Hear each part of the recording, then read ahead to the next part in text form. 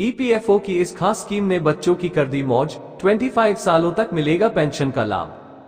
नई Delhi EPFO special scheme. EPFO से जुड़े कर्मचारियों और उनके परिवार को काफी सारी सुविधाएं मिलती है, जिनके बारे में काफी कम लोग जानते हैं। ऐसी ही एक सुविधा पेंशन से जुड़ी हुई है। असल में ईपीएफओ की तरफ ईपीएस के तहत बच्चों को पेंशन दिए जाने का भी प्रावधान है। बहरहाल ये सुविधा उन्हीं बच्चों को मिलती है जिनके माता पिता नहीं है। आसान लैंग्वेज में रहे कि जिन बच्चों के पेरेंट्स में से कोई भी एक भी नौकरी करते थे और ईपीएस सब्सक्राइबर्स हैं, वह पेंशन के हकदार हैं।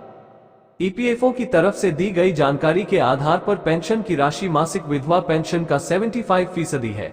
एक समय में 2 अनाथ बच्चों में से सभी को ये राशि दी जाती है।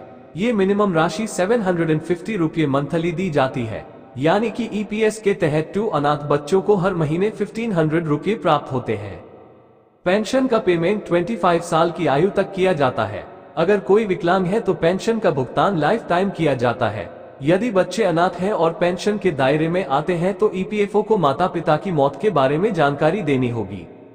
इस स्कीम के तहत कर्मचारियों की मौत होने के बाद उसकी पत्नी को मासिक विधवा पेंशन भी दी जाती है।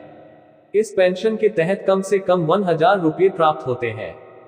यदि कर्मचारियों के बच्चे हैं तो उसके 2 बच्चों को भी 25 साल की आयु तक मासिक पेंशन प्राप्त होती है।